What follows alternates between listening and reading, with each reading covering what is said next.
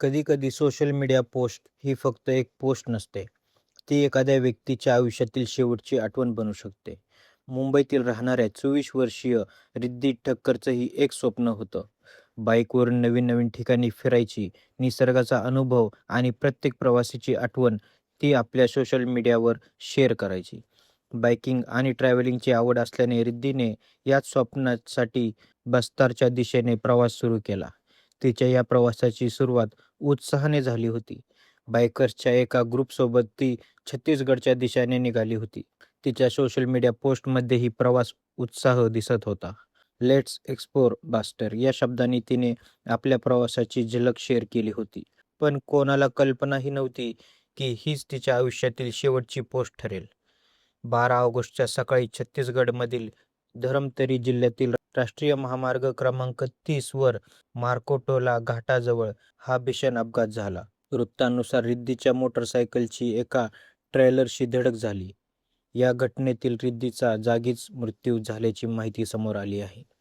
रिद्धी बस्तारच्या दिशेने जाणाऱ्या सुमारे 20 बायकर्सच्या ग्रुपसोबत प्रवास करत होती, अशी माहितीही समोर आली आहे.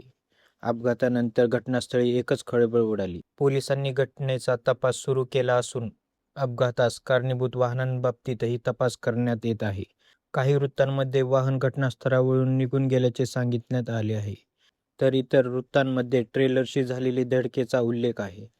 त्यामुळे तपास पूर्ण होईपर्यंत अपघाताची नेमकी परिस्थिती अधिकृतरित्या स्पष्ट होणे महत्त्वाचे आहे.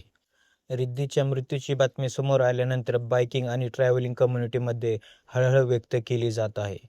ज्या वयात अनेक तरुण आपले स्वप्न पूर्ण करण्यासाठी धडपडत असतात, त्याच वयात रिद्धीचा प्रवास अचानक थांबला.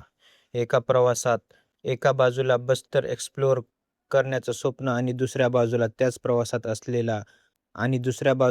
प्रवासात आलेला हा दुर्दैवी शेवट. रिद्धीचे लेट्स एक्सप्लोअर बेस्टर ही पोस्ट आता तिच्या चाहत्यांसाठी आणि बाईक कम्युनिटीसाठी फक्त एक प्रवासाची पोस्ट राहिलेली नाही. ती एका 24 वर्षीय तरुणीच्या अधुऱ्या राहिलेल्या स्वप्नाची आठवण बनली आहे. रिद्धी ठक्करच्या कुटुंबियांप्रती आणि मित्रपरिवारांप्रती मनःपूर्वक संवेदना. प्रवास करा, स्वप्न पूर्ण करा, पण रस्त्यावर सुरक्षितता ही नेहमीच पहिली प्राथमिकता असली पाहिजे. धन्यवाद.